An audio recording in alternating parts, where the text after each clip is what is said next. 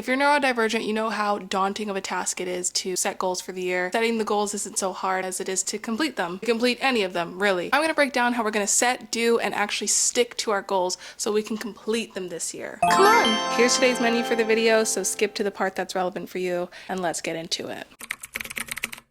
First things first, let's talk about making those goals. The Wheel of Life breaks down our lives into 8 categories, which you can use to base your goals out of. Now, if the idea of sorting your life into 8 different categories and coming up with goals for those categories freaks you out, you're not alone. Let's keep it simple. Instead of 8 categories, pick maximum 4, because we're in the business of baby steps, and we don't have to solve all of our world problems in one go, you know? We want to do this on Google Docs or Google Sheets. I like to use Notion. You could even write on paper. Do whatever suits your fancy. Now, some of the main ones are going to be career, because unless you're a Nepo baby, you probably have to work. Health, which you can split into 2 subgroups for physical and mental health. The third group is going to be something else that's important to you. So it could be love, it could be finance. For me, YouTube is my big goal this year. I want to be consistent, build a community, all of that good stuff. Once you've got your categories, you're going to do the following. You're going to write out 1 to 2 goals for each category, and you're going to write your why. When it comes to the goals, they should be specific. Whether you're neurodivergent or not, the more specific we are, the more we know whether we actually accomplish said goal or not. Let's take my YouTube goal. Instead of just saying, I want to be consistent on YouTube, because that is a goal of mine, I'm going to actually provide a more specific goal to help me with that consistency. So instead, I'm going to write, my goal is to post 26 YouTube videos long form on YouTube this year. Something specific allows us to motivate ourselves to reach that goal and is going to keep us focused on what succeeding that goal looks like. You'll notice I also said not just to write the goals, but also your why. If you have ADHD, do not skip this part. The why is important because we need an internal driver to complete a task. Having just the goal is not enough. We need to tie something emotional to it so that we can actually complete the goal and keep ourselves motivated to complete the goal.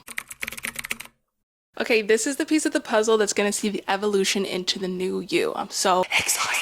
It's time to talk habit stacking. This is the singular most important thing that I've learned in the past year. The idea is super simple. You've got your goals. Now you need to create the action that's going to get you to complete your goals. We're going to accomplish this through habit stacking, which is essentially just introducing a new habit by slapping it onto one that you already have. And this works for virtually anything. For example, when it comes to the dentist, as long as I can remember, the one critique that I've always gotten from my dentist is that I need to floss more. And I'm going to embarrassingly admit that I flossed maybe 8 times a year. I'm highballing there. I was not good at flossing. I said I had great teeth, I had pretty good oral hygiene, but the flossing was something that I needed to work on, and I just never did. We're talking decades, people. Decades of just me trying and failing at flossing my teeth. So last year, I changed my dentist. She was asking that question, do you floss? Like, Bitch, you know I don't floss. You know, that's why you're asking me. Want me to lie? We're not going to do this again. I finally decided, you know what, I'm grown. Told her it's way too hard. Whenever I do, keep that little blue floss square for about 4 days, and then I lose it. And the second it's gone, I'm just not interested in buying another one. That's the truth. She just very simply said, okay, I get it. Try adding your floss into your skincare bag. Because I told her that I do like my nighttime skincare routine now. I'm like, okay, bitch. I went from flossing, and again, I'm highballing 8 times a year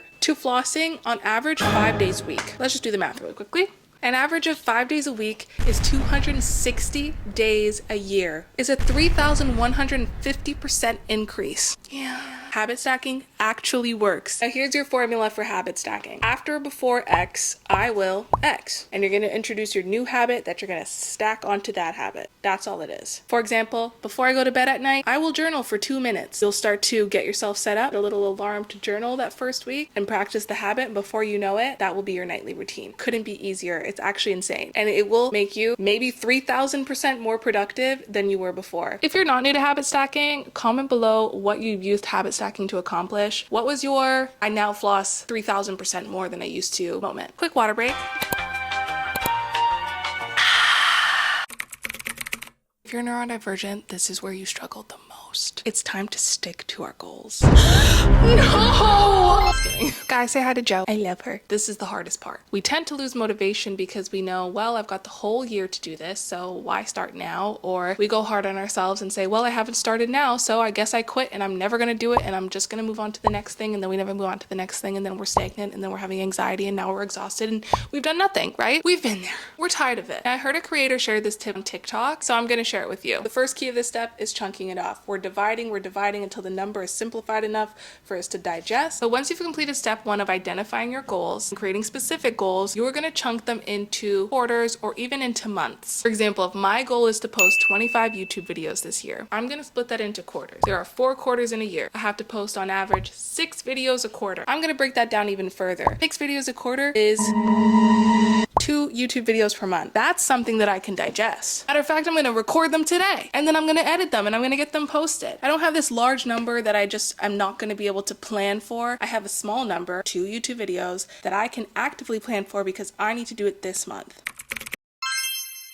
Second piece is where the dopamine comes in. You're gonna create a monthly bingo card and print her out. I know you think it's crazy because it's bingo and who cares about bingo? But you'll be shocked to know that even the tiniest of rewards can get you motivated to complete more. The simple act for me of circling off a task that I completed literally has me doing a 30-second happy dance as a celebration. After I circled it, I was like, oh my God, what can I do next? Maybe it's because I got to open the Sharpie marker, sniff the Sharpie marker, there's my dopamine rush, and circle something that I accomplished on my bingo card. Double whammy? It doesn't get better. I designed some bingo card templates on Canva, and to make your life easier, I linked the template in the bio so that it's that much quicker and easier for you to get set up and started. This is the little reward system that's going to keep you actioning out your goals and completing them. First, by breaking it down into small things that you can do month over month, that's all you're focusing on. And the goals are changing because you're actually accomplishing them. Personally, I put it on my fridge because I'm in that hoe Multiple times a day? and I see multiple times a day things that I should be getting done. I've created a reward system in mind so that I can get some presents. It's like all the dopamine rushes that I can get from completing a simple task, I'm getting them. These 3 pieces are going to make you an absolute rock star when it comes to completing your goals. Perfection isn't real. Also, giving credit where it's due, shout out to this creator, I Am Breham. She posted a TikTok video and she put me on to the bingo cards and sort of chunking off my goals into smaller pieces, and it's absolutely changed my life. Don't forget to hit that like button, subscribe, and comment if you've got any other tips that you think could be helpful. I can't wait to hear which goals you've accomplished. See you next time. Love you. Bye.